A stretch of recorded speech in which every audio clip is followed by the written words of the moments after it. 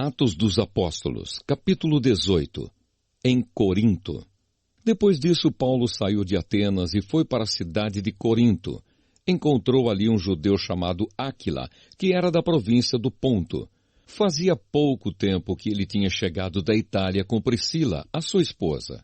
Eles tinham saído de lá porque o imperador Cláudio havia mandado que todos os judeus fossem embora de Roma. Paulo foi visitá-los e acabou ficando ali para trabalhar com eles, porque a profissão de Paulo e a deles era a mesma, isto é, fazer barracas.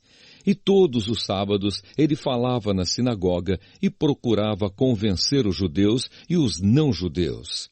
Depois que Silas e Timóteo chegaram da província da Macedônia, Paulo começou a dar todo o seu tempo para anunciar a mensagem. Ele afirmava aos judeus que Jesus é o Messias. Mas alguns deles ficaram contra Paulo e o xingaram. Então, em sinal de protesto, ele sacudiu o pó das suas roupas e disse: "Se vocês se perderem, os culpados serão vocês mesmos. A responsabilidade não será minha. De agora em diante, vou anunciar a mensagem aos não-judeus." Então ele saiu de lá e foi morar na casa de um homem chamado Tício Justo, um não-judeu que adorava a Deus. A casa dele ficava ao lado da sinagoga. Crispo, que era o chefe da sinagoga, também creu no Senhor Jesus e todas as pessoas da sua casa também creram.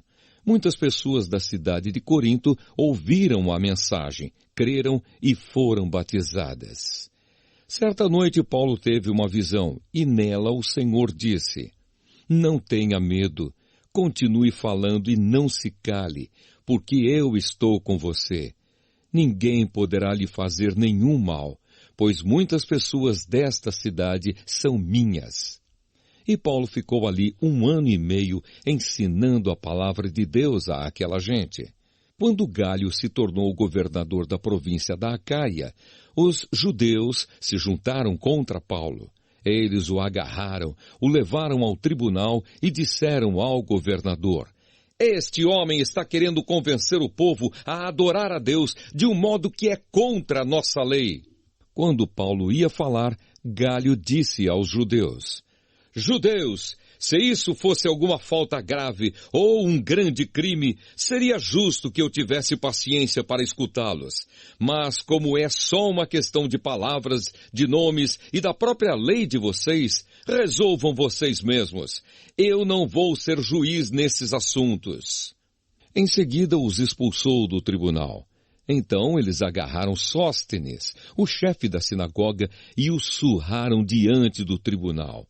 Porém, Galho não se importou com isso. A volta para Antioquia. Paulo ficou muitos dias com os cristãos em Corinto. Depois se despediu deles e embarcou no navio para a província da Síria, junto com Priscila e o seu marido Áquila. Antes de embarcar em Cencreia, ele rapou a cabeça como sinal de que havia cumprido uma promessa que tinha feito a Deus.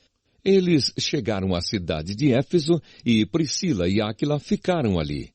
Paulo entrou na sinagoga e falou com os judeus. Então lhe pediram que ficasse com eles mais tempo, porém ele não quis. E quando foi embora, disse: "Eu voltarei, se Deus quiser." Então Paulo embarcou e partiu de Éfeso.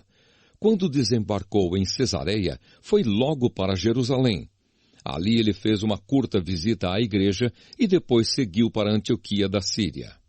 A terceira viagem missionária de Paulo. Apolo em Éfeso e Corinto. Depois de ficar algum tempo em Antioquia, ele foi embora. Atravessou a província da Galácia e o distrito da Frígia, indo de um lugar para outro e animando todos os cristãos.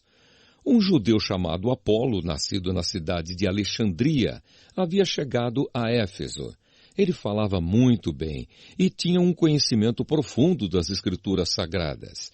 Era também instruído no caminho do Senhor, falava com grande entusiasmo e o seu ensinamento a respeito de Jesus era correto. Porém, conhecia somente o batismo de João. Ele começou a falar com coragem na sinagoga. Priscila e o seu marido Áquila o ouviram falar. Então o levaram para a casa deles e lhe explicaram melhor o caminho de Deus. Quando Apolo resolveu ir para a província da Caia, os cristãos de Éfeso o animaram e escreveram cartas para os irmãos de lá, pedindo que o recebessem bem. Chegando lá, ele ajudou muito aqueles que, pela graça de Deus, haviam crido. Pois Apolo, com argumentos fortes, derrotava os judeus nas discussões públicas, provando pelas Escrituras Sagradas que Jesus é o Messias.